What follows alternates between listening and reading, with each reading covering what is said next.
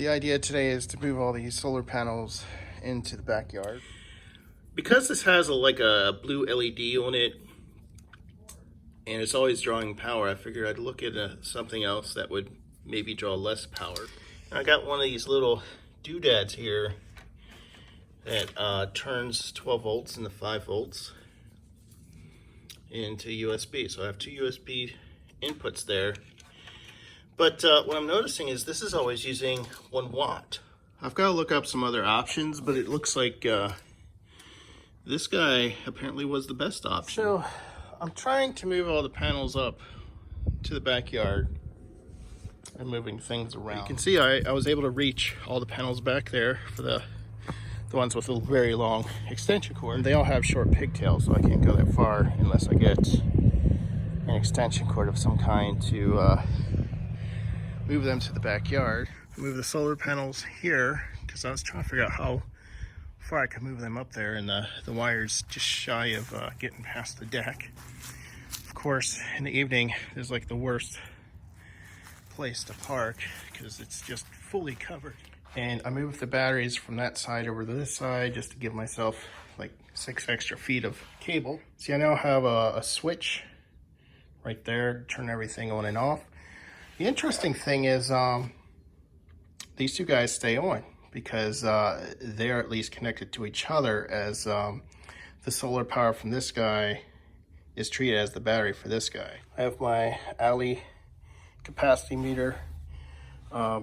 It's the same one I have in my car. It's right there, so if it's good enough for the car, it's good enough for here. The main thing is I want to see how many amp hours this can actually carry. The other thing I did here was, you'll notice I kind of crisscross the battery, so I I alternate the positive and negative terminals, and that's just that the most positive and the most negative are facing towards me. The battery cables are still the same length. It's just that they were kind of too long anyway, and they kept doing these loops if they were all on the same side. So it just gives me a longer wire to work with. Instead of stretching from there, I just stretch from there, so it's like an extra foot.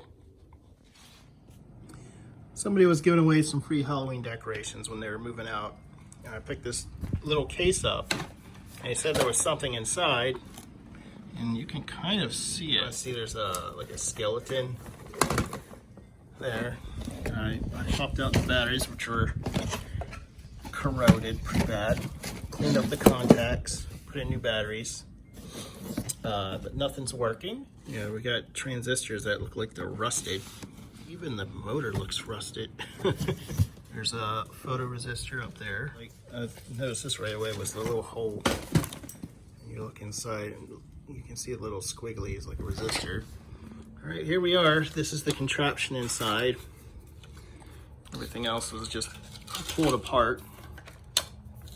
And now I can see why I don't have power is there's no connection. So I'm gonna try and fix that real quick. All right, so this is turned on. So let's see what happens. Nothing.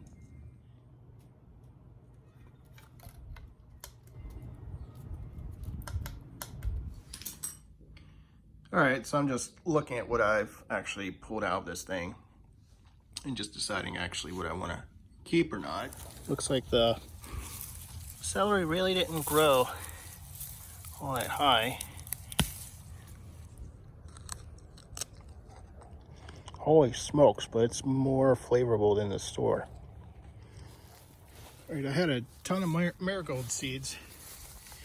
It seemed like the only ones that survived were here. I think it's just one marigold and had all this. So I'm gonna try and get the seeds out of these so I don't have to buy seeds this year.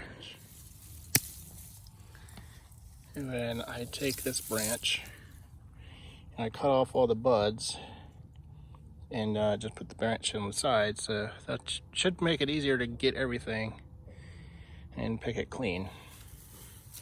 All right, so there only was one marigold back here, and that's about how many flowers I was able to trim off of the branches here. So I got this bowl to put all the trash in, a bowl for the seeds, and I'm just listening to music and pulling these out one at a time.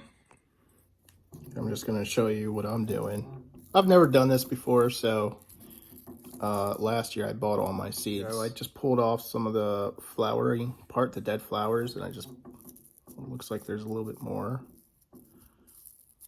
Kind of squishing them a little bit. All right, so I'm hoping I don't have the dead flowers come in too much. But I'm just pulling them out. And those are your marigold seeds.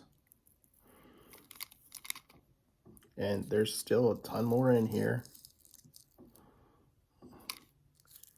And it's going to get to the point where it's getting difficult to pull them out, but there's still a lot in there. So I just